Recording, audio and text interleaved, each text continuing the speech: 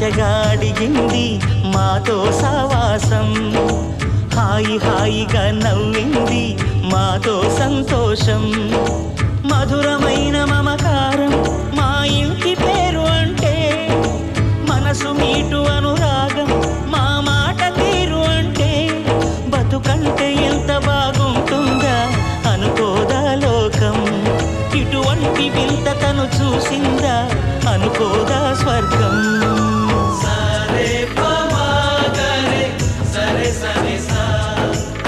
ఆశ ఆశగా అడిగింది మాతో సావాసం. హాయి హాయిగా నవ్వింది మాతో సంతోషం.